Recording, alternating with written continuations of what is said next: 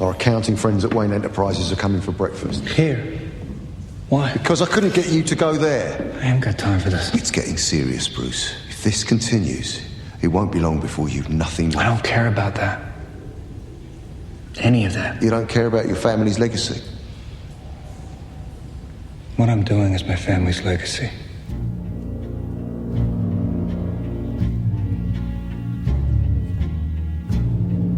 Hello, everybody, and welcome to this special episode of the Wampa's Lair podcast, where we won't be talking anything Star Wars, nothing but the Batman. That's right.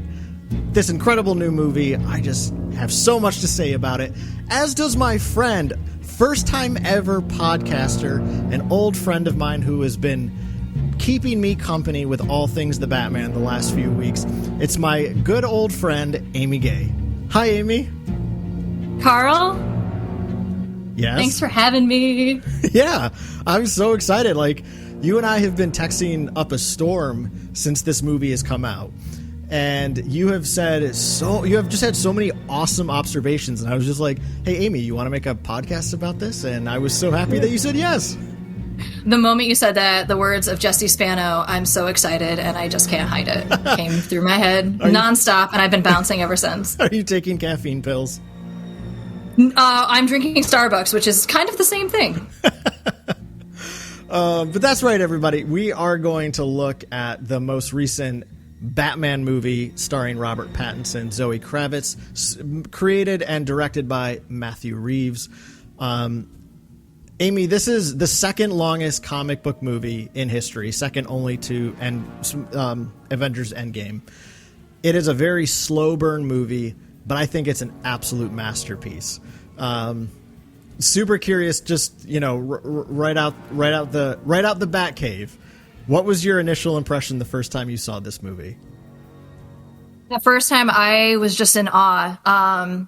I guess I'll start with a little TMI too. I'm normally somebody that takes a lot of bathroom breaks in movies. I can't control it. I only took one, and I made a mad dash, and I sprinted back, and I picked a good part to do it in. I didn't look up any of the scenes of when's the best time to go, but it was just fabulous. It's one of those that it was so dark, and it was just beautiful. It's actually the first Batman movie I started to get a little teary-eyed, and even it's just everything about it is just beautiful. Yeah, teary-eyed. Oh man, I cried pretty hard almost every time I've watched it. At certain parts. So that said, before we go any further, I almost forgot to mention, obviously, spoilers ahead. If you've not yet seen The Batman, I recommend tuning out until you have, because we're going to talk about all the things in this movie that we feel compelled to talk about without any thought to spoiling things. So if you've not seen it and don't want to be spoiled, now's your time to turn off, because we are not going to hold back. But as a way to start, Amy, what was your introduction to Batman? I think you and I both were, even before the movie came out, talking a lot about how excited we were for it, clearly because we have a history of enjoying the story of Batman. What was kind of your introduction to this mythology? Yeah, and I know it's all things Batman, but it takes me back to my childhood days when I first started getting into Star Wars too, and it was about the same time. And I'd watch some of those campy Adam West episodes, and it was like a comic book coming to life. You'd have the pow, wham, cheesy jokes going on, and just all the color and excitement. And the music of it was it's just so fun. And as a kid, I just was enthralled with it. And then, I got into the Tim Burton ones. I am a Tim Burton fan. Watching Michael Keaton as Batman was great. And Michelle Pfeiffer as Catwoman, I loved her as Catwoman as well, so I was really into that movie. And riding on the bus in 4th grade when we were in elementary school, I used to listen on cassette tape to the Batman Forever soundtrack, and it just stuck with me ever since. And I started watching a lot of the HBO cartoons that have been coming out, some of the oldies, and some of the animated series, and it takes me back sometimes, but it's all so good. Yeah. How about you, Karl? What got you into Batman? Yeah, well, very similar story. I mean, it makes sense. You and I are essentially the same age. I mean, we graduated high school together. My first memories of Batman were, of course, the Adam West show. I didn't watch it religiously, but I do remember it being on TV. And the thing is when I first saw it, I was very young, so I didn't I didn't recognize it as camp. It was Batman. Yay. He was awesome. Right. And my grandfather had, because it had been my uncle's, but he had in his garage it was basically like a Power Wheels version, Power Wheels version of the Adam West Batmobile in the garage that I could ride around. And it was so fun to hop in and ride around as a kid. But my love of Batman definitely started with the animated series in, 93 when that show was running. I remember getting up every Saturday morning to watch it. I remember buying the toys and playing with them. And Kevin Conroy, of course, the original voice of that Batman, he was my original Batman. And I never saw the Keaton movies when they came out. I saw Batman Returns like years after it came out, when I was probably in like middle school. I don't remember much of it. I remember being very excited by Michelle Pfeiffer's Catwoman. Aren't we all? Yeah. I loved real life penguins being on camera, because who doesn't love a good penguin? Actual penguins, right? Following Danny DeVito around all wiggly like. Yeah. But it was the Chris Nolan trilogy that really like cemented my love as kind of an adult Batman fan. And the Dark Knight trilogy is my third favorite trilogy, only to the original and prequel trilogies of Star Wars. I mean, I of course. Yeah, of course. Obviously, this is a Star Wars podcast. I do in fact love Star Wars more than Batman, but Batman was kind of my first real love as a kid, right until I was introduced to Star Wars, and then everything kind of fell away. But it's been really fun, like especially in light of the Nolan trilogy and now this new story about how incredible the story of Batman can be. And there's so much in this movie, Amy. So much in it. Oh, I know. Trying to even just like think about what to wrap our heads around in this short amount of time was really hard for me. Well, I know we both did our own versions of prepping for the movie, more so out of excitement, not because we wanted homework, but because we were excited to see it and wanted to consume Batman material beforehand. I went the comic book route. You went the movie route. So which movies did you rewatch? What was your take on them? What was your takeaway? And did you see any, and I know that we did, but are there any big elements from the movies you watched that made their way into the Batman? Yeah, I rewatched both Michael Keaton movies. I rewatched Batman Forever, the Christopher Nolan movies, and I even rewatched the first two Twilight movies just to get an idea of Robert Pattinson in the younger vampire days, because people compare his Batman Bruce Wayne to a vampire. So just trying to get that feel of where he may have harnessed that from. But I'd say he's grown a lot since those days, which is really great. But yeah, the Tim Burton ones, they had more of that darkness to them. And this one has a lot of dark gothic scenery just everywhere. It's always either clouded over or just darkness. You hear all the noises, and even in Bruce's house, it's just when he's pushing a table, you hear the sound of the table just roaring across the floor, and it just makes this vibrant noise to it. And it takes him, 4 or 5 pushes just to get it into the center of the room. It's all this dark furniture, this wood, these chandeliers. Everything just has that dark, and it has like this castle feel to it. And then, the Christopher Nolan ones, there's a lot of differences, but comparing and contrasting the two, in Christian Bale's Batman, he calls Batman a monster. And in this, the Batman, Robert Pattinson's version of it, the Batman is his identity. It seems he doesn't really know who Bruce is, whereas in the Christopher Nolan ones, Bruce Wayne is his real identity, and he's this monster by night to just bring justice that's temporary, where it seems more in the Batman is the real person, that's his identity, and Bruce Wayne doesn't really exist, and he just has this awkwardness about being Bruce. Those are just, some great things about it. And then the music itself, even, when you hear music from other movies with Hans Zimmer and everything too, in Christopher Nolan version, it has a little bit more of like this hero-esque tone to it. But when you get the music for Robert Pattinson's version, it's just, he says in the beginning, "I am vengeance," and it just has this, these loud booming noises, da da da da, and you just hear him stomping everywhere he comes in. The opening of him is just stomping, and you see this fear filling people's eyes, and he's just a different kind of person. Yeah. Yeah, I think the reason I love this movie so much and what makes it unique, specifically from the Nolan trilogy, is Nolan was kind of telling the story of Bruce Wayne. Bruce Wayne creates the Batman to combat this trauma he's faced, but the Batman essentially, even though he creates it with this noble intent, it's something that seems to imprison him. Which is why, in Dark Knight Rises, there's this like triumphant sensibility because Bruce is finally free of the Batman. He's retired away with Selina. And I love that. Like, I loved my favorite thing about Dark Knight Rises, and I think this movie does not get enough appreciation. The reason I love that movie so much is because it has a solid ending. And that's one thing, like, I love Marvel movies now, but one thing that bums me out is we'll never have an ending because, like, they're just going to keep telling stories because they're comic book movies, right?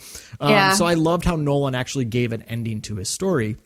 But the thing I particularly love about the Batman is that unlike Nolan's trilogy, which is the story of Bruce Wayne, the Batman is the story of Batman. Batman goes on a hero's journey, not Bruce Wayne. Bruce Wayne is the alter ego very clearly in this movie, which is why he has about maybe 10 minutes of screen time in a 3-hour movie. This is the story of Batman, and Batman is the hero. And I love that. Like, I felt like that was a really wonderful take. And again, like, I didn't do any of the other movies prior to this. I did the 89 Batman. I was like, all right, I'm going to try to do all of them beforehand. But I hate Michael Keaton's Batman. And I'm sure a lot of you are probably super pissed at me for saying that, but I can't stand Michael Keaton as Batman. He's better than, I think the worst is Ben Affleck, which I'm sure a lot of you might also still be mad at me. But I think Ben Affleck's the worst, then Michael Keaton. Worse than George Clooney? Oh, actually, no. He's better than George Clooney. Okay. Ben Affleck is also better. That. George Clooney is the absolute worst. Then Ben Affleck. But I think Pattinson is the best Batman. Like, and it's not even close. Like, I love Christian Bale. I think Christian Bale is a phenomenal Bruce Wayne. I also think it's unfair to compare other Bruce Waynes to Pattinson's because the other Bruces are in very different places. It's very different stories for them. So I think it's almost unfair to compare those. But I think it's certainly fair to compare all the Batman incarnations. And I just think Pattinson's is the best. And it's particularly the most accurate to the comics that I've at least read. So in preparation, the big comics I read that I particularly found influential to this story was, of course, the two great stories by Jeff Loeb and Tim Sale, Long Halloween and Dark Victory. So Long Halloween, it's a detective story. This movie is exactly that. It's a detective story. But Dark Victory is my favorite Batman graphic novel. And it's very similar to Long Halloween. It's an immediate sequel to it. It's also a detective story, but buried in it is the story of him finding Dick Grayson. And the thing I loved in the Batman is that the movie starts with him seeing this kid who's experienced the exact same thing he did, right? The murder of a parent. And the movie ends with him. He's the kid that he rescues first at the end of the movie. And we'll get into all of that a little bit later. But that's right out of Dark Victory. Dark Victory is the story. And Dick Grayson isn't honestly, he's not actually in the book until towards the end. But when he's introduced, there's all these beautiful parallels of the young Bruce Wayne story with young Dick Grayson. They're every other panel in the comic story is showing the similarity of these two characters. It's really beautifully done. So I felt like that use of that young boy at the start of the movie, the mayor's son, it felt very heavily influenced by Dark Victory. And then, of course, there was Ego. Ego was the book that Robert Pattinson, particularly in almost every interview, referenced. And Ego is this comic story written by Darwin Cook about the story begins with Batman unable to save somebody who commits suicide. And he falls into this place of wanting to give up being the Batman. And the Batman, it's this very like mystical story. The Batman is part of his psyche, and he's having this battle, Bruce Wayne versus the Batman. And ultimately they come into a union. I don't want to give too many details away because it's such a good story. I encourage reading it. But it's very clear that that's a lot of what this story is as well. And then the last one I want to point out is Tom King has been writing. Well, I think he's done now, but Tom King has written the best Batman comics I have ever read, ever. And I love Tim Sale's Batman stuff, but I think Tom King is amazing. And there's a friend on Twitter, Obes Canobes, a guy named Jim, absolutely wonderful, wonderful person. He put me onto it. He made a post about how Tom King writes his favorite Batman stories because he actually focuses on Batman rather than who Batman is in light of the villains he faces. And that's exactly what Tom King writes. His very first compilation of stories is called I Am Gotham. And it's about Batman talking about why he's Batman and how it's this thing that he just is. It's just who he is. And I feel like that's the angle again of this story, right? Like Nolan was, all right, you're going to be Batman for a little bit, but you got to get out of it. This is the story of, no, I am Batman. That is my identity, right? Yeah. Bruce Wayne is the alter ego. Batman is who I am. And that story is absolutely phenomenal. So I don't know. I've never heard Tom King referenced by either Matt Reeves or Robert Pattinson in all the interviews I've watched, but I feel like they have to have read them because there's so much of that in this story about this idea that Batman is a hero and Batman is his identity. Yeah, I really like that. And, you know, I'm totally with you on this idea of Bruce Wayne as the alter ego. And, you know, even when the few times that Bruce Wayne is on screen, you know, he has trouble with eye contact, except when it comes to the little boy, or when he does try to make eye contact, he looks up to the side and just looks very uncomfortable with a moment of eye contact as Bruce Wayne. And even when he's going to Falcone's office to talk to him about his father, if you notice the way he walks, he's still doing the Batman stomp, but he doesn't have his Batman boots. So it's just walking in a very awkward stomping manner without making any of the scary noises that would have come as Batman. And it's just, you know, when he's the Batman too, he has this vision of his father, you know, as this perfect hero, and that's who he's trying to be as Batman. Whereas in the other movies, I feel like it's more Bruce Wayne trying to be like Thomas Wayne as the hero and just needs this alter ego of Batman to do it. Yeah, that's a good point. Yeah. And here it's learning to be the hero just as he is. And I really, yeah. Well, anyway, you referenced this earlier, and this is the first thing I want to actually just point out is just the way this movie starts. And yes, there's the horror scene with the Riddler, because that's basically what that opening scene is. I mean, it feels like it's straight out of a horror picture. But I love the introduction of Batman. The Nolan trilogy, I never loved his introduction of Batman. As much as I love that trilogy, I hate the way Batman's introduced. I shouldn't say hate. It's just not my favorite. Michael Keaton's Batman introduction is like, it's one of the only parts of that movie that I do enjoy. But this just blows everything away. And again, I think this is the point of good storytelling, is you're always building and hopefully making better what came before, right? And the way Batman is introduced, you have this really awesome like guitar riff being played with his theme just kind of coming over and over and over again. And then, like you said, Amy, right, you hear the pounding of his boots, right? Like, it took me back to 93 with Jurassic Park when you hear the T-Rex approaching, you know, like that sound effect of just his boots thudding and thudding. Yeah. And then as soon as he appears out of the shadows, you get they're essentially like they're like death bells, right? Like you have like these big bells playing his theme, the dum, dum, dum, but they're played on these like chilling bells. It's like death is now here.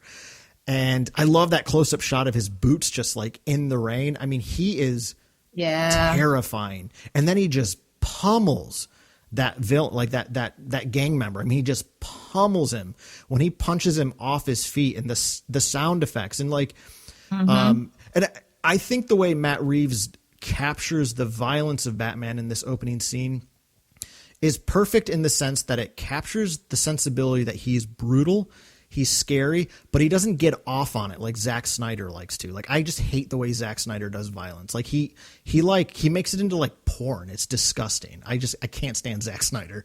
Like, not as a human being. Like, he seems like a great guy, but I can't stand his movies. And I hate the way he does violence. Like, he kind of fetishizes it, and it's disgusting in my mind. But what Matt Reeves gives us here at the beginning is, holy shit, Batman is terrifying. He will beat the shit out of you. But but he's not going to show you like blood and like it's not like Batman gets off on the violence. He just does it as a means to an end. And when he just totally just destroys that gang, I mean, I think my favorite shot in the movie is after he pummels that guy, and then we kind of pan out and he rises up and the music rises with him, you know, as you kind of get his silhouette staring down the gang, and you're just like, oh, they are screwed.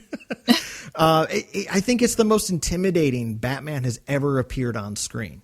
And it's so scary that the guy he's there to kind of protect, if you will, says, please don't hurt me. Right. Like, Batman is terrifying even to the good people. Yeah, no, I agree. And that opening scene too, just like, I just remember being just wide eyed, like, yes, here we go. And they shut the music down quiet, and you just hear all the noises between the rain falling and any of the hits and the kicks going on, anything happening. You just hear every single sound, and just the way they do sound effects and music in this movie is just so on point with the Gothic feel of it. Yeah, absolutely. What was one of the first things that like grabbed you from the movie? I mean, that was it for me. I mean, I was just, as soon as like, and it's so cool. Like, again, there's just like the brilliance of, so the cinematographer, Greg Fraser is the same cinematographer who did Rogue One. He did the new movie Dune, which I did not see. He did a couple episodes of Mandalorian. Like, he's a really good cinematographer. And I love the way that it opens after the Riddler scene. It looks like you're looking through the Batman cowl, but in fact, you're inside the bat signal being turned on. It's so cool. But yeah, I mean, I just, that introduction of Batman, like, it hooked me right from the get-go. I was all in at that point. Oh yeah, I'm with you, Karl. It just, like, the second I saw that scene go down, it just, the noises and just watching him stomp in there, it was just everything to me. I was just in awe, and just, the rest of the movie, I'm just sitting there just very focused. And, then they pan out into these other dark scenes, and you see him walking through to come to the crime scene in the first instance with Gordon, and all the police are just, not really knowing what to do. And that was just another great scene. Just like, you see all these people in fear, but wondering why would somebody who is, a lieutenant bring this scary guy to a police crime scene of all places. He's one of the criminals. Why is he here? Nobody really knows what to do about him, but they're so afraid that they don't really do anything either. And just watching him just, observe the scene in a different way and have this analytical mind about it while they're all sitting there trying to figure out the puzzles. It just drew me in from the start. Yeah, that's a great POV shot of him following Gordon down the hallway of cops. Yeah. And there's something about his cape. I really love the look of his cape when we get those shots of his broad shoulders from behind. It actually looks similar to the material of Darth Vader's cape to me. And he's as he walks into that crime scene, he almost feels like a walking corpse. Like he feels like a funeral incarnate. And when I saw the movie for the first time, the people sitting next to me, I don't know why, but they just smelled like a funeral home to me. I know that sounds really weird. Oh my gosh, Karl. Yeah, I was like, is that your perfume? Like, wow, what a weird smell. But like in that scene particularly, I was just like, wow, he just like, this movie smells like death. And I'm like, I think it's just the people next to me, but like, I'm gonna put that on the movie too. But yeah, they ordered the Cheeto popcorn. That's probably all it was. But yeah, no, that is such a good scene. And oh my goodness, he's so rigid in it too, right? Like he doesn't, it's funny because like that first scene we do see, he is very mobile. Like he can fight and he's fast, he's quick, but like in this scene, he's just so rigid. And yeah, it's really great. And that camaraderie with him and Gordon is phenomenal right from the get-go. I think the fact that I'm pretty sure PG-13 movies are allowed to have one F word. And I loved their use of the F word, that the commissioner uses. Right. Like he shows up. Also, it threw me how high pitched his voice was. I found that very jarring. Did you notice that? Like when he comes in, he's like, what's he doing here? Like, cause it's like this, he's like a big man. He's got a big beard. He's burly looking, but he has this very high pitched voice. And I just found that very alarming, like not in a bad way, but I was just like, wow, I can't believe that's what he sounds like. Yeah, there was like mix of accents going on. Yeah. And there was other people too. It sounded like they were trying to channel The Godfather, which I get with, there's a lot of mobsters in this, but yeah, there was there was those crazy accents and then Godfather voices coming through in a lot of people. Well, actually, speaking of voices, what'd you think of Robert Pattinson's Batman voice? Oh, excellent. He has, I was a little concerned at first about, Edward Cullen making his move into Batman because it's just, a whole different world. But his voice is great. I felt listening to his voice, he did remind me a lot of Christian Bale in the Nolan trilogy. Some of the times when he'd talk, he had the same kind of tonation about it. But that's good because, Christian Bale did it very well also.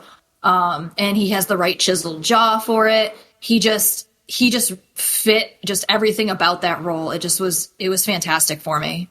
Yeah, I'm right with you. I loved his Batman voice. I found it better than Bale's. 'Cause Batman Begins Batman voice is right. That's the swear to me. Like it's so over the top. Like it doesn't bother me. I mean, I thought it was perfect for that movie. Like he's trying to be terrifying. Yeah. But I like sorry, Karl. No. The Christian Bale's version too, he's more Bruce than he is this monster. So he doesn't want people to know he's this monster until Dark Knight Rises, and he's kind of just like letting it out, like whatever. But then the Batman, Robert Pattinson's version, Bruce is a nobody. So when he uses his regular voice, he can talk however he wants because people don't really know what Bruce sounds like. He doesn't talk to people. He doesn't come out in the light. That funeral was a rare moment where he actually made a public appearance and was very uncomfortable through it. Yeah. I found what I really enjoyed about his voice is that there's almost, especially in that first scene where he speaks more than just saying I'm vengeance. There's almost like a whispered quality to it, which I felt like matches the character perfectly. Like he is a character who is in the shadows. Like he's not loud. He's not booming. The only time he gets excitable in his Batman voice is when he has that interview with the Riddler, right? Like, what have you done? What have you, right? Like, and in that scene, I was like, ooh, like when he calls him a pathetic psychopath, that is I think that's almost an exact line that Christian Bale's Batman says to the Joker in that interview scene. And he like the cadence of it, the tonality, to me, it's like he's doing Christian Bale here. And again, I don't think like he's not aping it. I don't think he's just simply copying it, but he's letting himself be this more like demonstrative Batman because every other scene, like, I mean, he's essentially just being a detective and he's got more of that whispered, quiet voice. It's just really in that scene where he's interviewing the Riddler in Arkham that he really does seem to channel some of the Christian Bale Batman voice. Well, I think that's a moment too where, he really wants to differentiate himself from people like the Riddler because, when he's at the funeral, he's walking by these people who, talk about how they're in the shadows and then they fall back into the shadows. And they're the same people that, at the end in the Gotham Square Garden, they're the ones doing the shootings and following the Riddler. And the Riddler says, we're just alike. And so, we're these people behind these masks that can do these things and we live in the shadows and here we are. And the Batman just didn't want to be anything like the Riddler. He is not like the Riddler. And it's that moment where he needs to differentiate himself from the Riddler or other people like him. That's a great point. Yeah, absolutely. Wow. Yeah. Well, so the one public appearance of Bruce Wayne in this movie at that funeral, I thought that scene was so. I thought Robert Pattinson again he was perfect as Batman. He presents plenty of charisma just with his facial expressions in a cowled mask. But that scene of him pulling up at the funeral and he gets out of the car and people are like, "Whoa, that's Bruce Wayne!" And like everybody's, the cameras start flashing. He tries to smile. And like it's almost like he's trying it on, right? Like he's trying a smile on, but it just won't work. Like he doesn't know how to smile. Yeah. And there's like this pained look on his face as he's trying to be human here, and he just doesn't know how. And like Robert Pattinson just sells the emotion and the pain that Bruce still holds. And so I know you've referenced a few times like him playing Edward Cullen in Twilight, but after Twilight, Pattinson was only doing indie films. Yeah, I do respect a lot of that. Yeah, and like I mean, I've only ever seen one Twilight movie. I was young. I have no opinion. But I've only ever seen him in 2 other movies, but he was phenomenal in those other movies. Yeah. And just that scene of him again, like approaching at the funeral, I just love how he perfectly plays a tortured human being. He doesn't know how to be human, and all he knows how to be is Batman. And yeah, and the thing about that scene too is, right, like we know he needs sunglasses for the daylight because he's become this nocturnal animal. He goes into his breast pocket to pull out his sunglasses, and then Falcone pulls up and he sees what he assumes to be Selina getting out of the car, and he doesn't need to put the glasses on. I love that little point. Like it's like the sun is too bright for Bruce, but like when he notices that might be Selina, he can see okay. Like I love that little note. Yeah, I mean their chemistry and relationship is just on point in this whole movie. Just watching them interact with each other, the conversations they have, the way they look at each other, it was just a natural chemistry between those two. Mm-hmm. Let's talk about them. The horniest Bat couple to have ever been. I mean, they're so hot, like both of them. They're incredibly sexy when they're together. Oh yeah, I mean, they really just, it's hard to put it into words what it is that I feel about them. They just bring it together for me. Like, I put a lot of the credit to Zoe Kravitz. I mean, she plays an incredibly sensual Selina Kyle. Like, again, Batman Returns, Michelle Pfeiffer. She's almost like, she's very over the top, but that's kind of what that movie was. I mean, she's certainly her own version of hot, but Zoe Kravitz just, I don't know, she just like elevates that so much. And like the very first shot of her is her walking into the Penguin's office while Batman's interrogating him.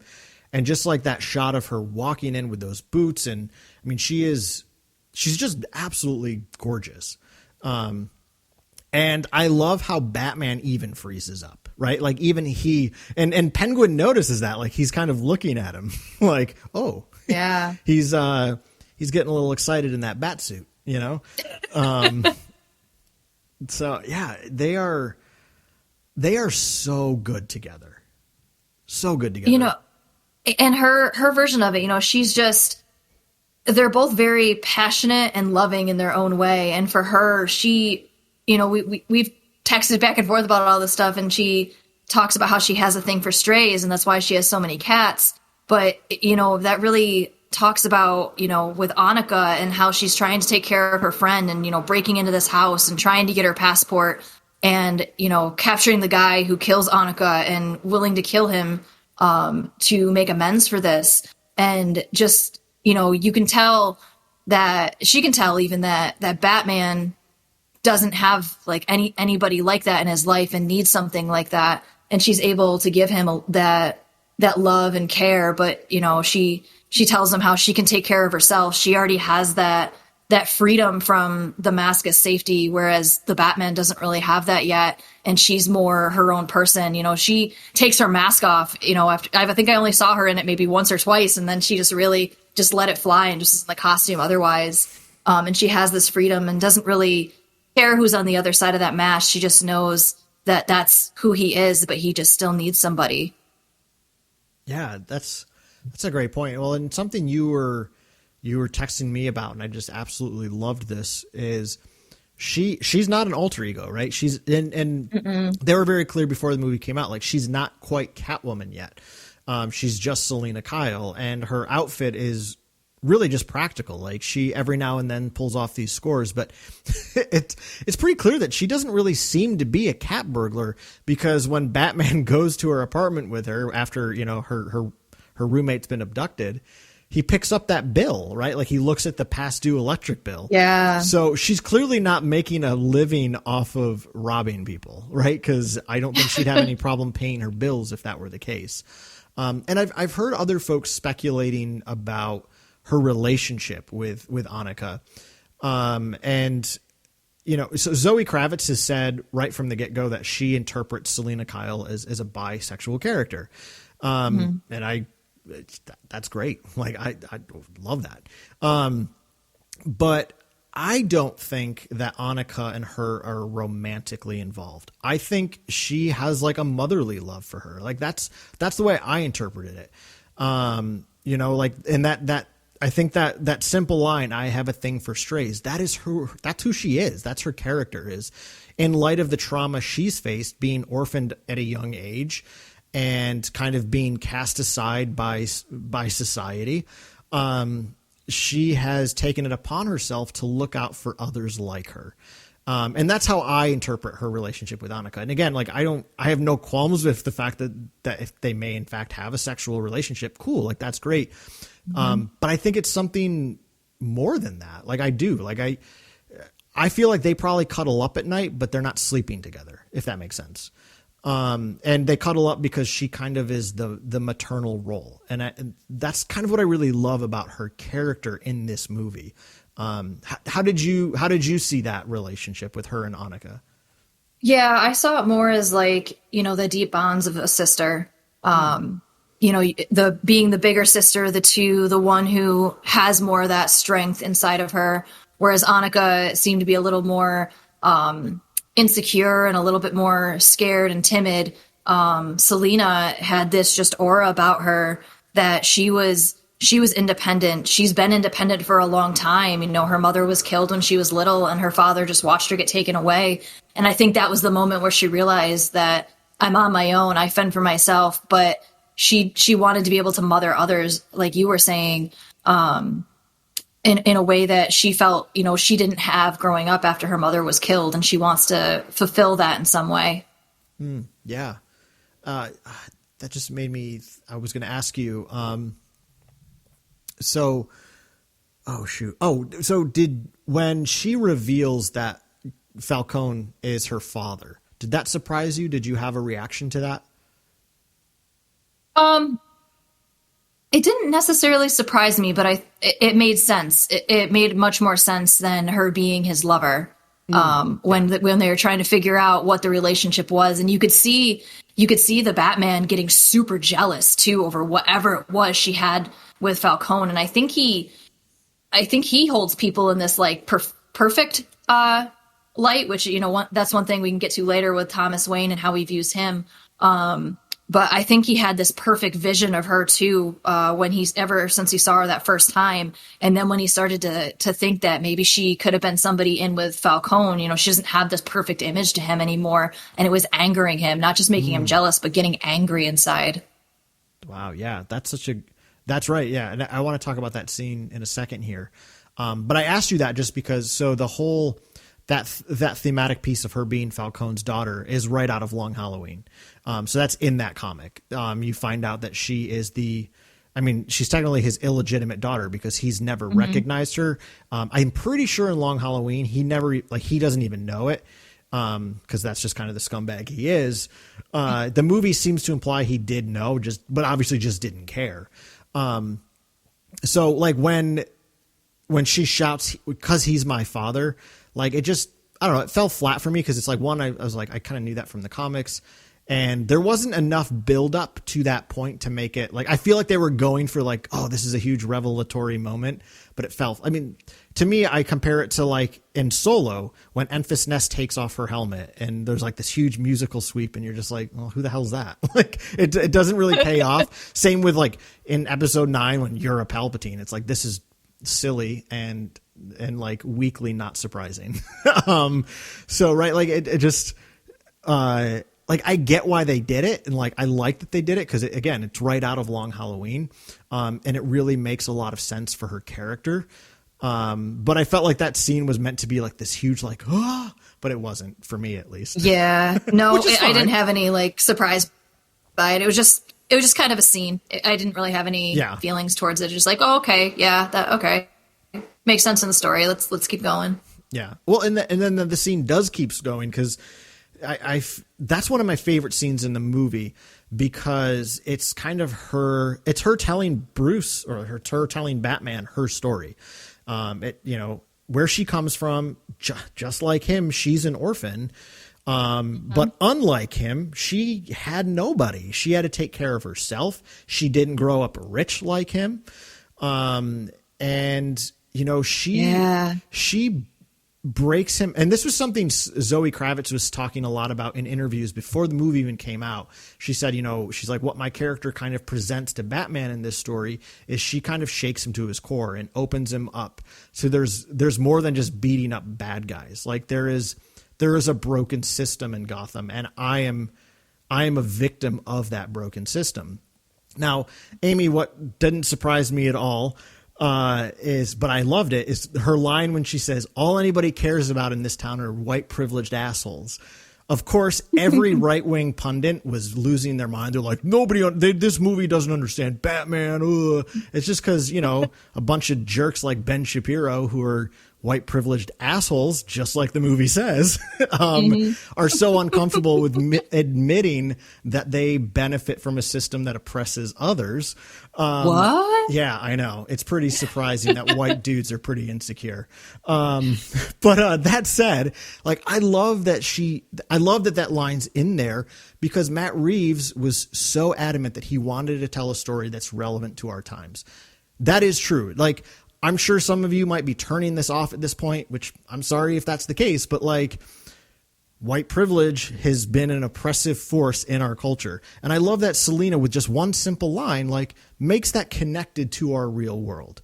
And she's talking about being a victim of a system that doesn't see her and doesn't care about her. Bruce has never known that because he's always had privilege, not just because he's a billionaire. So I feel like, and I love that moment too, because then Bruce says, I'm sorry for what I said.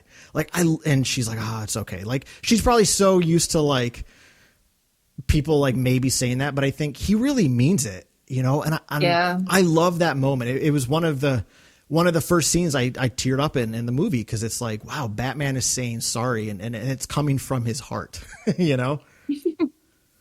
Yeah, and with this idea of orphan too, at the end when the Batman's talking to the Riddler, and the Riddler's sitting there and doing his deep voice of the Bruce, and getting the Batman a little nervous what's coming, but he's really just talking about how it's the only one that they didn't get, and it started. The Riddler started talking about how everybody started when Thomas Wayne died, everyone was feeling so bad for Bruce, this orphan. But what about the real orphans? And talking about living 30 to a room, getting hooked on the drugs and everything from the start. And, every winter a baby dies. And for a moment there, listening to him talk, I felt shame that I've ever felt bad for Bruce Wayne for being an orphan. And, I still feel like I should because, his parents died brutal. Like that was horrible to live through. But then you really think about it, like, he did grow up in this white privileged world, this billionaire's world,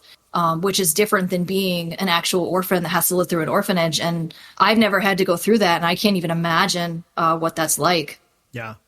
Well, and that's one of to me, after I saw the movie a second time, when I was driving home, I immediately thought of how Gotham is essentially Gotham represents institutions, right? And living in the world I live in, I thought of I thought of the church, like specifically the Catholic Church. And it's this institution that has abused people, right? And in all sorts of ways. I'm not just talking about the worst of it, but like it's abused people by excluding people, right? And I was thinking about how both all three of these main characters, Batman, Catwoman, and Riddler, are all victims of trauma from the abuse of that institution. And they all approach it differently. So Batman, his approach is, I'm going to stay and I'm going to fight to make this place better. Right. And that's his heroic call. His heroic call is to be the one who stays in the mud and tries his best to make it better. Catwoman's heroic move is to leave. It's to move on. You know, I love at the end of the movie when she says to Batman, "Were you asking me to stay?" He doesn't say yes. I think he understands that she can't be here right now, if ever again, because this place hurt her so much, and there's an incredible strength to just leaving. So she leaves, and that to me is what makes Selina the hero in her story for this movie. So this institution abused her. She is not required to stay and work to fix it. She just leaves. That's heroic. The Riddler is the only one who gets it somewhat wrong. His response to that trauma, and it sounds like he honestly had it the worst of all three of them. His response, though, is I'm going to kill the people that did this to me, right? I'm going to kill them and I'm going to expose it and just kind of let it fall apart.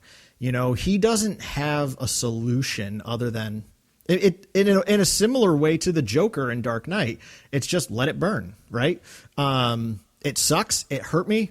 Screw it. Let it burn, right? Like that's to me kind of the Riddler's response. And I just found that like wildly impressive. And again, like my interpretation was looking at it through the lens of kind of this religious institution, but I think it works well for just approaching any sort of institution, political system, political party, right? Like you were part of a system that's broken and it hurt you. So how do you respond? And I think each of them respond in their own way. And I think there's rationale to why they all respond the right way, or right how they all respond. I think Selina has a heroic choice. Batman makes a heroic choice. Riddler makes a sadistic choice. Yeah. But you know what? There's a lot of people that view the Riddler as a hero too. And, you know, he has that chat room going and people giving him feedback on what weapons to use, what artillery, what to wear, how to get the right mask, and helping everybody else in the chat too who want to go to the Gotham Square Garden. And there were so many people that showed up for that too, that were following him.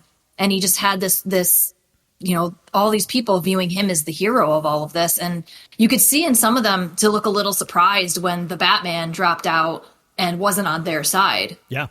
Well, yeah, I mean, Riddler is torn up at the end of the movie when he sees that Batman is there helping people, not helping his little army. So yeah.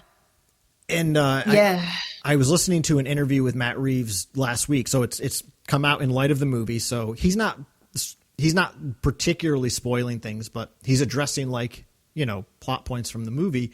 And the interviewer asked him like, hey, like obviously he wrote this movie several years ago because he started it in 2019. Obviously the pandemic hit and just made all sorts of delays. But they were like, hey, like, did you notice that the story you wrote was going to have such strong parallels to the world we're currently living in? And Matt Reeves said, like, I mean, I think pretty much hinting at the insurrection at the Capitol last year, right? Where you had a psychotic leader telling other psychotic people to do violence. And Matt Reeves was really quick to say like, well, obviously that all happened after I wrote the story, but he said, but we were seeing already the impact of social media on radicalizing people, right? And giving them spaces to radicalize one another and the danger that can present, right? Like they are a small minority for sure. Thank God, but they can still create such chaos. And I won't lie, Amy, like that end of the movie when, you know, you got that, like, it's so iconic, right?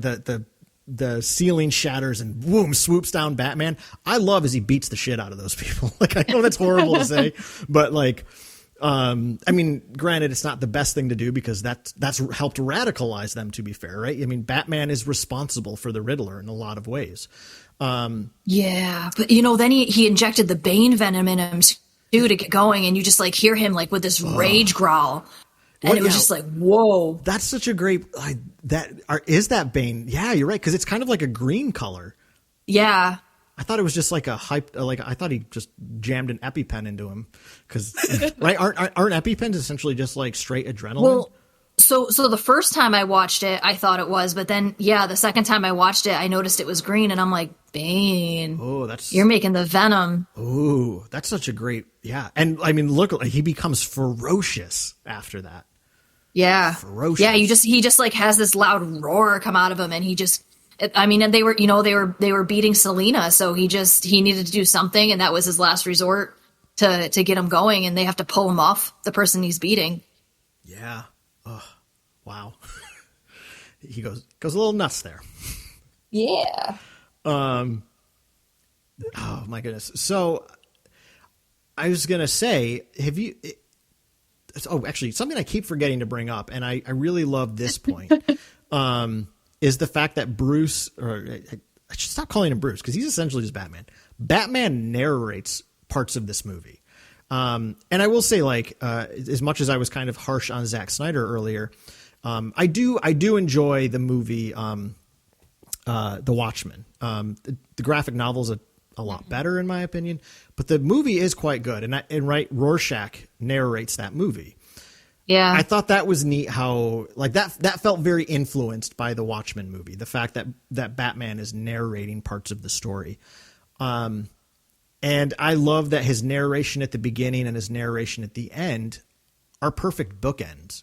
He understands, like at the beginning, he's very clear. Like, I'm out here pushing myself to battle the criminals, to beat up the criminals. And at the end, he realizes his method is wrong. Yeah.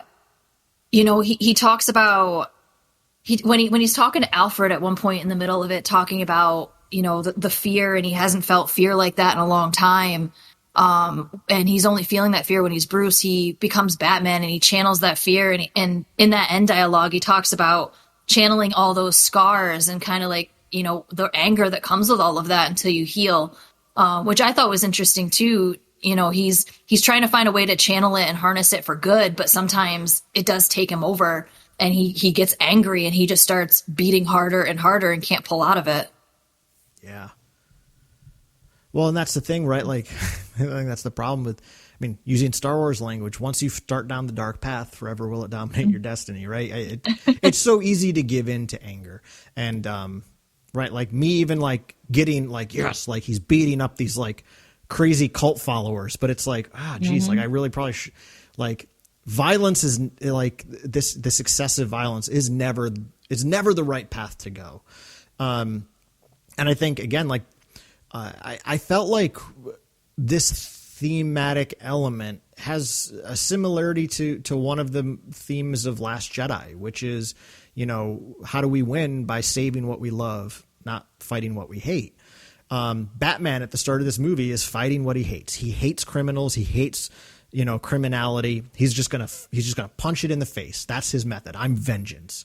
And at the end of the movie, he recognizes, I have had an effect here, but it is not the one I intended. And he realizes that he's radicalized a lot of people in the wrong way. And at the end of the movie, when he's helping people, like he's rescuing people, he's lifting that woman onto the helicarrier, he recognizes that he's supposed to be a symbol of hope. He's supposed to protect what's good in Gotham.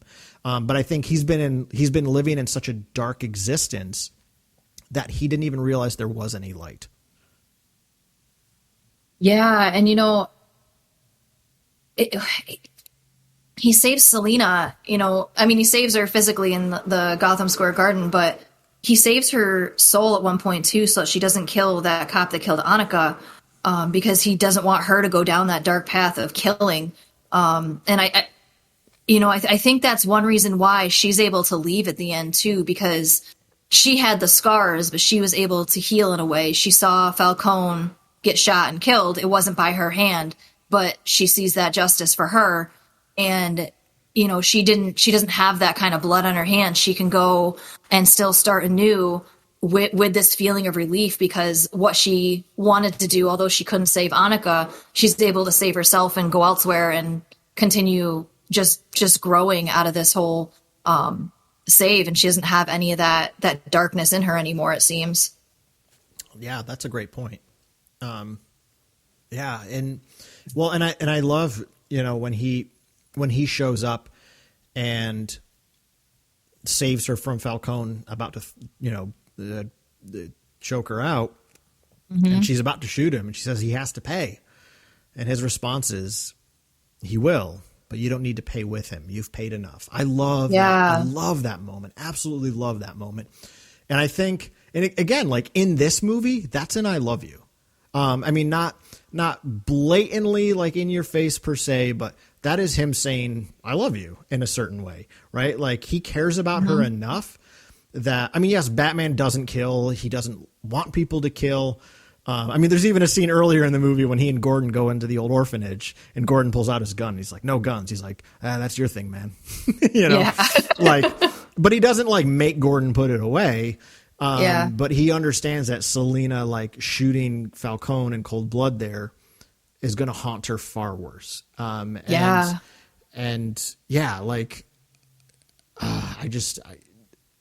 He genuinely cares about her whole person. I find that to be such a beautiful scene. And another beautiful scene too was when Alfred was in the hospital and he held out his hand, and when Bruce reached and held hands with him, it was just another beautiful connection between those two, and you could see another way of him saying I love you to somebody who's been like a new father to him. Yeah. I mean, he says, like, I haven't felt that fear since I was a boy. I thought I conquered it. I thought I mastered it. But when he's, driving as fast as he can back to Wayne Tower, that fear came back of losing someone he really loves. I want to ask you an Alfred question.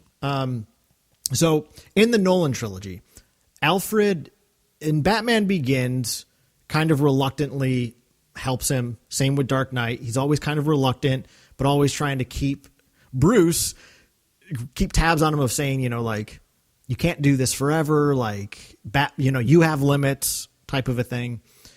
And in Dark Knight Rises quite literally says, like, I had a dream for you beyond the pain of Gotham. Like Batman needs to go is essentially that version of Alfred.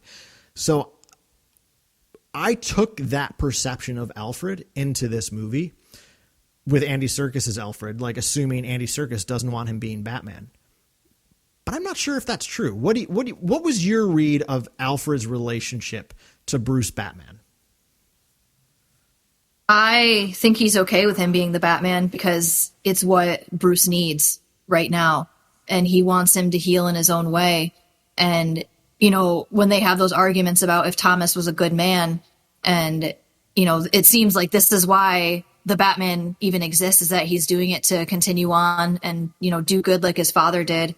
And Alfred's there to try to protect him. And I think that's why he opened the package too, because Alfred had been studying a lot of the ciphers that the Riddler had been writing. He knew what the packages looked like. He knew what the envelopes looked like. It said for Bruce Wayne's eyes only.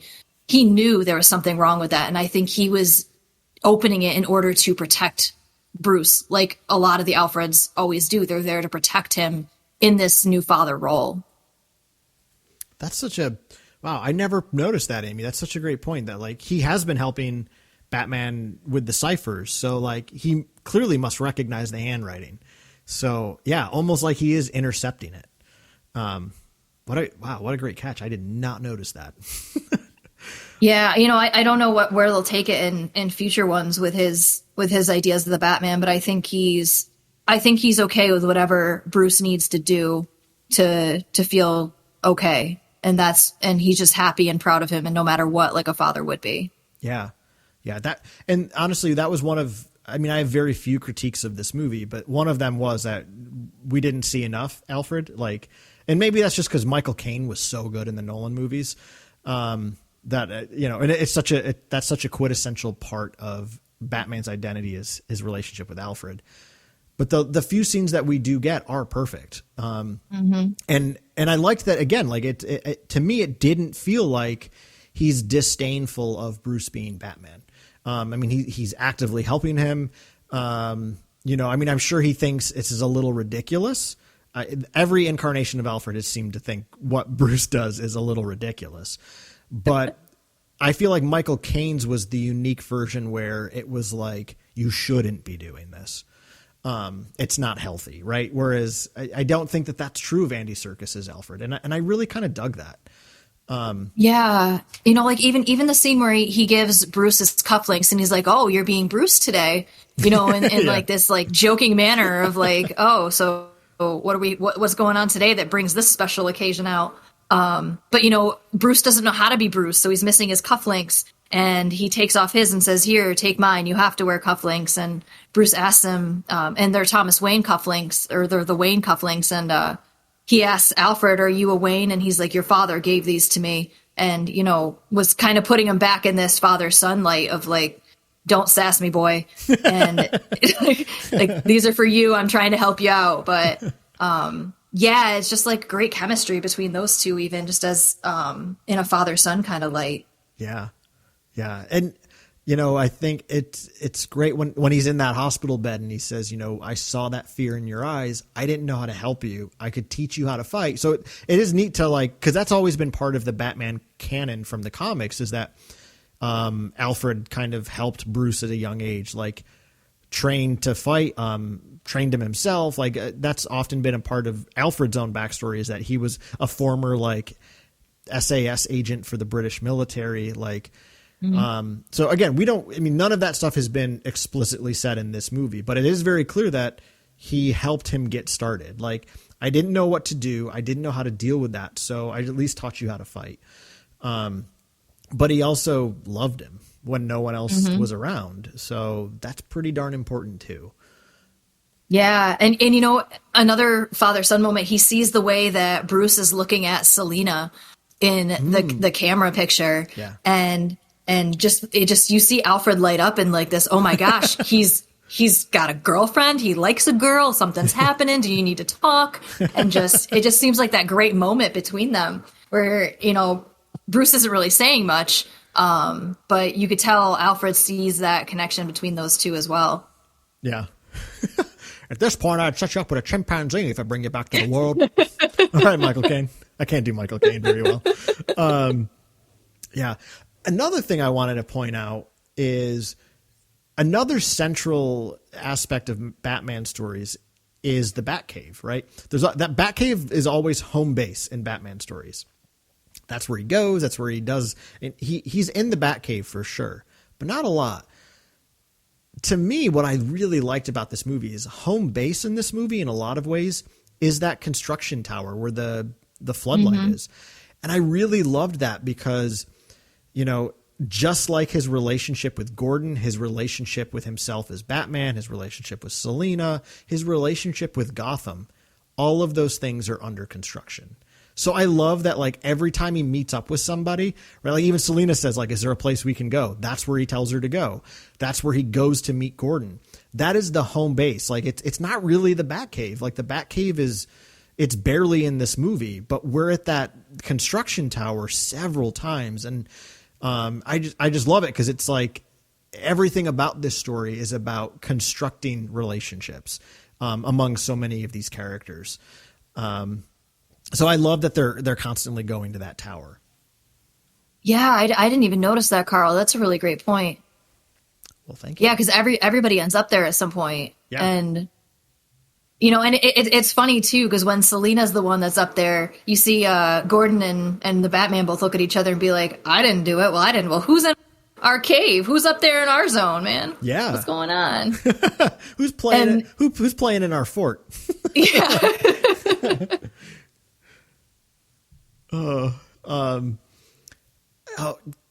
I think we got to talk about his relationship with Gordon. Gary Oldman has always been my favorite Jim Gordon. Not that I've again seen a ton of other things to compare it to, but I think Jeffrey Wright is the best Bruce or Jim Gordon I've ever seen. He is so perfect. And to be fair, he and Batman get a very strong relationship. Again, like I forgot to mention, obviously, Year One, the famous Frank Miller graphic novel about the formation of Batman and Gordon's relationship in Year One. This draws a lot from that, but they have such a buddy cop relationship, and I love it. Yeah, you know, and they have the real connection that, you know, they talk about with cops, that they have each other's back. They are partners. Mm-hmm.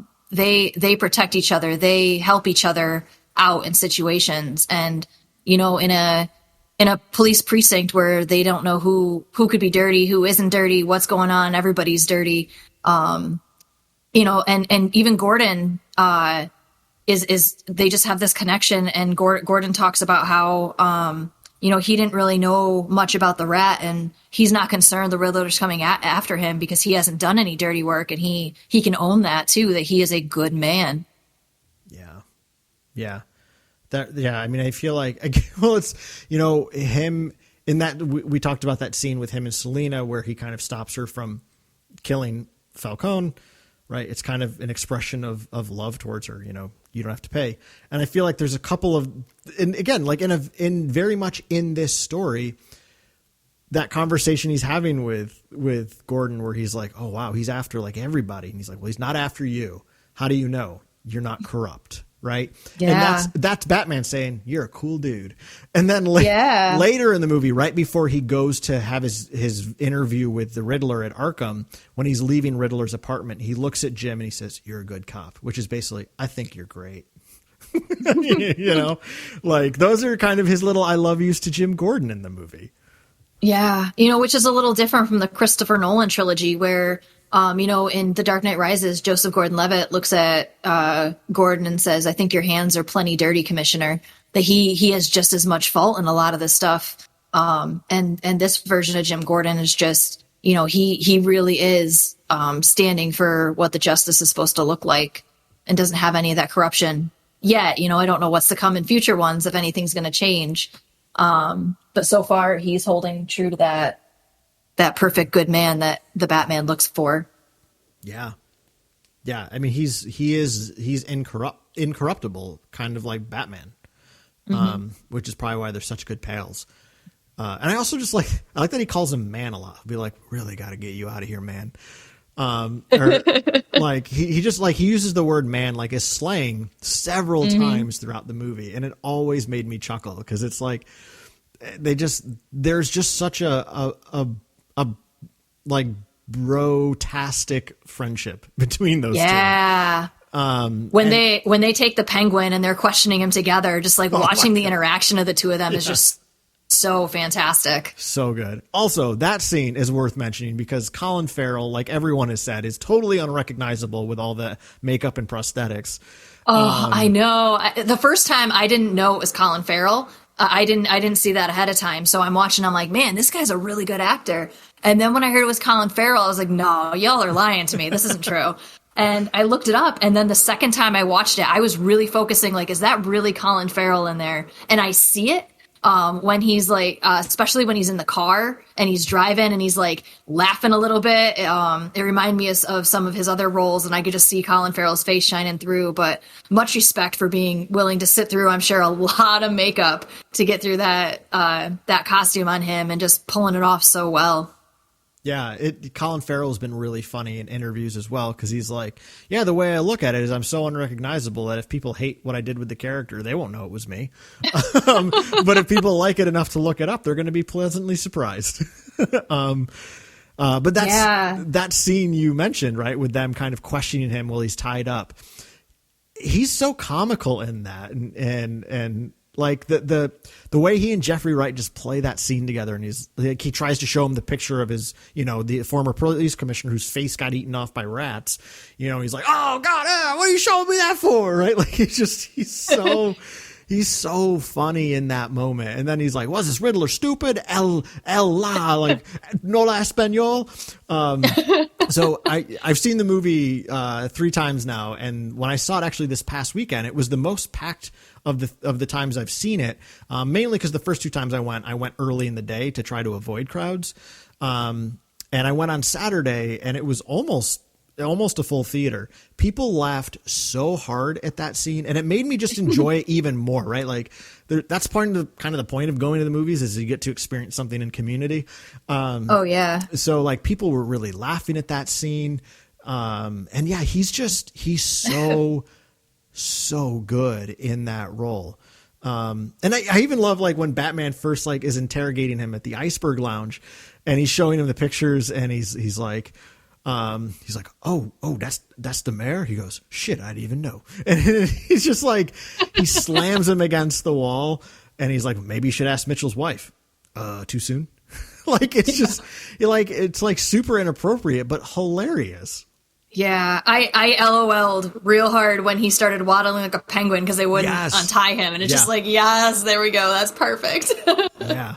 Oh my gosh. Yeah. But, but then you see that serious side of him when Falcone's getting arrested and he comes out and he's like, enjoy your night in county, you rat. You won't make it through, you rat. Like very upset because, and he had those interrogations by Batman and never really gave anything over that wasn't already known or anything, just like, talking about El Dorado, all that. But yeah, he never spilled on anybody at all. And, Falcone, this person who he's been working with all this time, is the one who's the rat. And you just see this new version of Penguin. They're not even looking to just take it over, but just so deceived in his own way. Absolutely. Yeah. Yeah, and obviously he's going to become the one who's going to rise to power now, and I hope we get to see him. I really want to see more of this. Yeah, I question that. I wonder if he's going to rise to power, very publicly, or if he's still going to kind of be in the background and leading a lot of stuff and letting somebody else kind of be the front runner of this. Another villain arises and kind of let him lead the show, but running it from the background like a puppet master. Mm-hmm. Yeah. I mean, time was going to tell, hopefully. Yeah. The thing I want to the last big thing I want to focus on, and again, feel free to bring up anything else you want, is just, again, like that thematic ending. I love how beautifully the opening and the closing of this movie show Batman's journey. Again, he's on the hero's journey, not Bruce Wayne. It's his Batman story. And right at the beginning of the movie is he creates Batman because he's traumatized and he's hurting. He wants to help the city, but his way of helping is to just, attack, to be vengeance. So at the end of the movie, when he, for all intents and purposes, is almost willing to give his life to protect the people who are down in the water, right? Because there's that electrical beam that can, if that touches the water, they're all fried. Yeah. So the music there, and again, this is Giacchino's score for this movie. I mean, Michael Giacchino is probably only second to John Williams is my favorite musical composer, because he's in the John Williams school of music, which is, he composes music that tells a story. And I've listened to that soundtrack easily 30 times now, all the way through. And it literally tells the story of the movie without seeing the movie, like just the emotion of the music. And he does, as much as I love Hans Zimmer's music in the Dark Knight trilogy, I think this just takes it to a whole new level. And Danny Elfman's Batman theme from '89 is awesome. But this score is something special. So again, I mentioned earlier, when Batman first shows up in front of that gang, you get these bells played, but they sound like funeral bells, like, oh crap, death is approaching. But at the end, when he looks out at that electric bunker and he shoots the batarang at it to go fly out onto it, bells come in again, but they are played in just like a totally different way, where they elicit kind of like, this is a hero being called to action. It's just a totally different sound. But it's the same effect, as those bells are going, they're not funeral bells. They are the bells of like, oh, here comes our hero. Yay. So that's why I loved this movie, is because it's the story of Batman becoming the hero. So when he's down in that water, he pulls out that flare, which, by the way, Matt Reeves has mentioned in several interviews that that entire scene of him with the flare is almost just being lit by the flare itself. They have almost no exterior lighting for that shot, which I just think is brilliant. Oh, wow. Yeah, so cool. Yeah, I could see that. It looks like it was just lit by a flare down there. Yeah. Yeah. I mean, he is now the light bearer. He's the one who goes to the people in need and helps them out. And I love that the first person he extends his hands to is the new mayor, Mayor Rael. And before she can even take his hand, it's the boy from the beginning of the movie who immediately grabs his hand. And to me, that's just that's beautiful storytelling, because children are always the first to believe, right? Like that's a theme in so many stories. Is children are always quick to believe because they have such tremendous hope.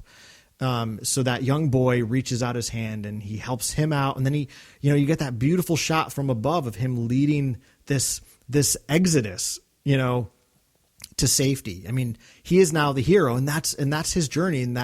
In that final voiceover where he says, I realize now I have to be more, which is, to me, it's a great bookend to, again, at the beginning, he says, I have to push myself, there's this aggressiveness to it, but now it's no, I have to be more.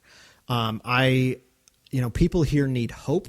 They need to know there's someone here for them, and with them. And it's so incarnational, as a person of Christian tradition, I love the incarnational language of that. Batman wants to be among the people because he recognizes people are angry, scarred, hurt, just like me. I am Gotham. And again, that beautiful Tom King graphic novel. He is this city, and he recognizes that he needs to be the symbol of hope. And that beautiful shot of as they're lifting that helicarrier, right? So the first time we see a bystander interact with him is, please don't hurt me. Now we have a bystander who's clutching his arm. He nods to her gently and helps lift her up so that she can be rescued. And as opposed to that opening shot looking down at him in the dark, looking into the night sky, now it's looking down at him covered in mud and dirt and grime, looking up at the sun sky, right? Like a sun-filled sky, because he's our hero now. And that's what the Batman is supposed to be. He's not vengeance. He's a hero. And that's why I love this story. Sorry, I just Karl, talked you just summed it up very well. Sorry. I mean, it makes me feel more and more, he doesn't have that need to tell people he's Bruce Wayne either, because people constantly bring up, Bruce, where have you been? Bruce, this renewal fund, Bruce, you don't do anything for the city. You have all this money and all this power and you don't do anything. And he never feels that need, or at least doesn't look like he feels that need to be take off the mask. I am Bruce Wayne. Look at everything I've been doing for you. What do you mean I don't do anything? He just is always so humbled about it too, which, I think makes him a really true hero when he's the Batman. That's a great point. Yeah. Yeah. I mean, and that's why I love, even the title of that track on the soundtrack it's called The Bat's True Calling. Just an absolute beautiful title. And that's it. That's Matt Reeves, from before the movie even came out. He said, this is the story about him learning what it means to be Batman. Mm-hmm. And we've never had that story, right? The Nolan story was, he creates Batman for a particular reason. And I think it was a really great story and it had a great relevance to it. The Keaton version of Batman is, he just is Batman. I never felt fleshed out why he is, which is fine. But this is he's chooses to be this thing, but doesn't really know exactly how to do it. And I just think again, because some of the early negative criticisms of the movie was, and I'm going to say why I think they're completely wrong, but the criticisms were, oh my gosh, we're coming off of a very long, hard 2 years with political turmoil and a COVID pandemic. We don't need another dark story. I think these idiots didn't watch the movie, because this movie is exactly the story we need. That the story tells us that the world a lot of times is broken, but people that are broken can rise up and become the hero. That's why this movie is perfect for right now. Oh yeah. Those critics it's like, did you not understand the movie? Because that's all that I feel like they just went into it already like being like, oh, another Batman movie and it's dark, oh, it's stupid. It's just like, okay, cool. So you're not going to watch the movie then because you've already prejudged it. But if you actually watch the movie, the story is so relevant to our times. Yeah, I haven't seen those critics. Really sad because people right now do have scars and people are trying to find ways to heal, and mental health right now it's such a question, and more people are suffering now than I think they have in a while from even just the pandemic and just everything that keeps happening over. There's always something new going on, and this is that little ray of hope, and that this person who is scarred gives you that hope to be there and help try to do something good, even if it's just that one thing of helping this one child who then believes in him, who may then grow to do something similar because now he wants to be like the Batman. It's just a ripple effect that can happen. Absolutely. Yeah. What else are you thinking about this movie? The other thing that really stood out to me that we haven't touched on is just who his parents are, and that moment he learns who his parents are, because he has this perfect vision of Thomas, especially, and Martha coming from the Arkhams, and, Arkham Asylum named after her, in and out of asylums, seeing her parents, her mother brutally murder her father and then commit suicide, and then what Thomas did to try to cover that up. And, for that split second, being willing to believe someone like Falcone who would say, oh yeah, well, your dad did it to save his political career, but no, he really did it because so much. And, you see this moment where somebody who is a good man can have that moment where you're just so angry you do something stupid or something you would never do. Similar to Harvey Dent Two-Face in the Nolan trilogy too. He was a good man and just was broken in that moment and did something that he never would have done otherwise. And, I think one thing that's going to be interesting is now it's kind of in the Batman's mind. It's made Bruce Wayne the villain side of him that he needs to keep a little bit more covered because he has this baggage from his family that he never knew about. And does that mean that Bruce is also not a good person? And, someday he is going to have to come to terms with who that side of him is and accept, the identity that involves in it. But right now he can be the Batman and that identity can define him fully. Yeah. The thing I liked about what we got with his parents and their backstory here is I don't think that they're bad. Like, I don't think Thomas Wayne was a bad man. No. And I think that's like the point Alfred tries to make to him is like Falcone. So certainly when he tells him the narrative first, it's kind of similar again to something from Last Jedi where you get 3 different versions of what happened to Ben Solo, right? Yeah. And only one of them is true. Bruce he gets these exposition dumps like 3 times in a row, which I will say that's the one part of the movie that feels like it drags to me because it's like, okay, he gets an explanation here for 5 minutes. Now there's another 5-minute scene of exposition. And now another, that's the only part of that movie that felt like it dragged to me. But I think what's so great is Alfred is like, he was a good man. Like he made a mistake by going to Falcone. He didn't think he'd kill him, but he should have known better. But like, I love it because it shows, because again, in Nolan's trilogy, he does kind of present that the Waynes are like this idyllic couple. They're perfect. They're without stain. So it makes his Batman even more noble in a way. But I think this is a far more realistic and better version because it's like the corruption of the city even touched your parents. And as soon as like your father realized how much it had like stained his soul, he was going to confess, but was immediately put down. Right. So like almost like his attempt to seek reconciliation was robbed from him because this city can't stand reconciliation. It can't stand the idea of taking responsibility for your poor decisions. And I think Bruce learning that will make him a better person. Because to me, that makes his cause all the more noble. because it's like no one can exist outside of the corruption of this place. So because Batman is not Bruce Wayne, Batman is a completely other character who can come in a way as an unstained character to go to work on this dirty place, if that makes any sense. Yeah. Yeah. So could be, the Batman's incorruptible, whereas he could fear Bruce Wayne is corruptible as a human. Yeah.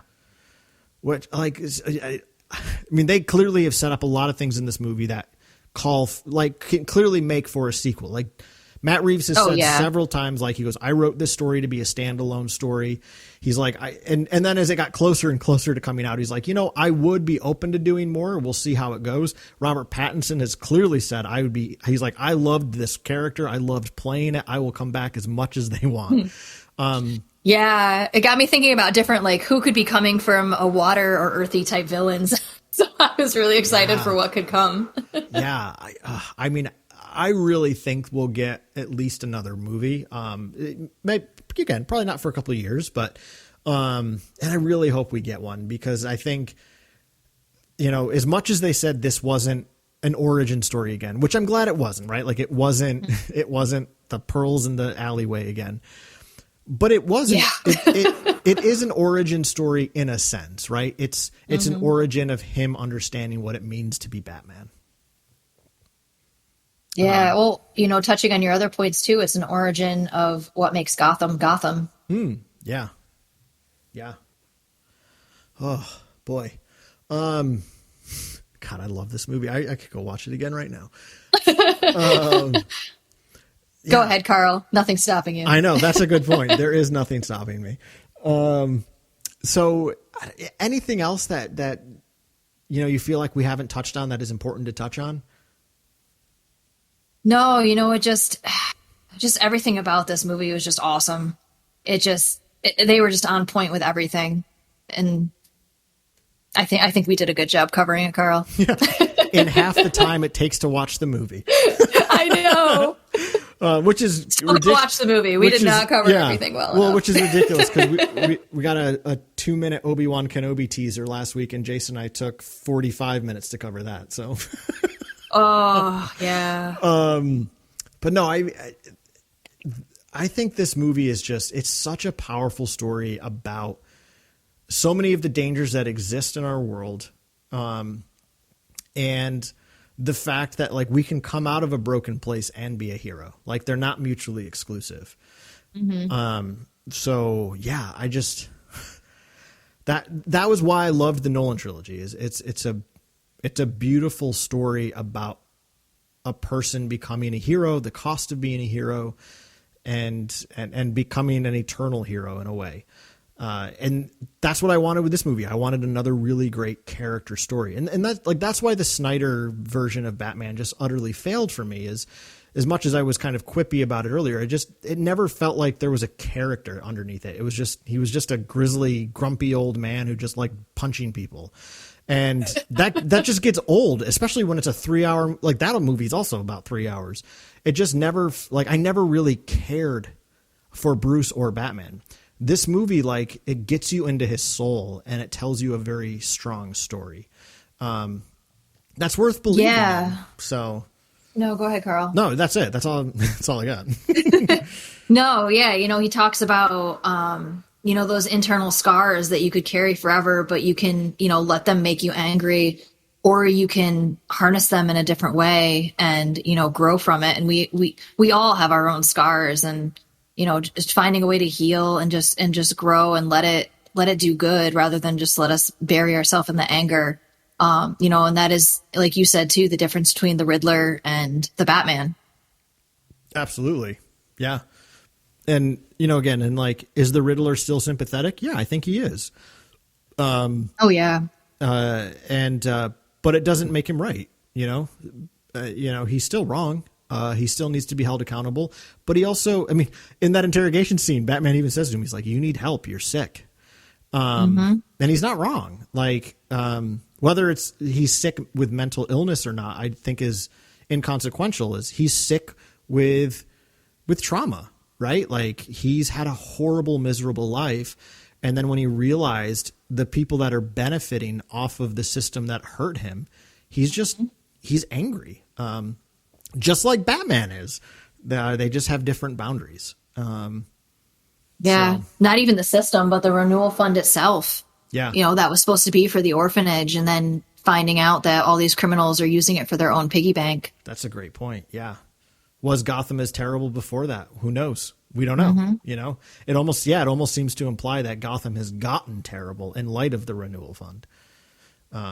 So thanks a lot, Thomas. Yeah, you know, it makes me wonder too, this new mayor, Bella Real, you know, the name Beautifully Real, is how I was interpreting it. And, you know, are they going to bring some type of a fresh start to Gotham as well? You know, they want to work with Bruce. And is that going to maybe, you know, bring Bruce out a little bit more, you know, making these promises help a little bit, especially now knowing what happened to the renewal fund. Yeah. But I see some great things for that character as well. Yeah. I love her little speech at the end of the movie.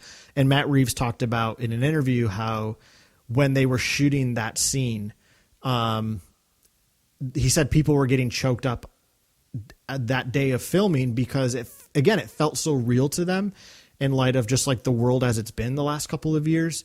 And this reality of, you know, we need to rebuild people's trust in our elected officials, in our system, in each other, and in Gotham. You know, like she is, I mean, I feel like her name, Bella Real, you know, and real change is all over. Like, you know, when you're driving through Gotham, her posters are plastered all over the city about real change. And right, she is meant to represent something new for this city. And I think Batman rescuing her at the end is also realizing, again, like she is the character that makes him realize his calling isn't to just beat up the bad guys. It's to help protect the good ones. I mean, Batman's always going to be beating people up. I mean, that's part of his story. But you know, it's going to be something, it's going to just have a different, you know, it'll have a different driving force behind it now.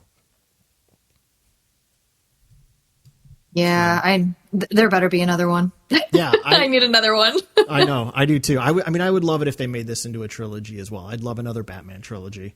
I think, you know, I'd really love to see, you know, bring in some villains for the second one, whatever you want to do. You know, I have my own thoughts on what they could do water-wise, but I'd love to see in the third one, kind of like the video games where the Batman has to really face himself in Arkham and, you know, battle different things that the Joker and Riddler set up together.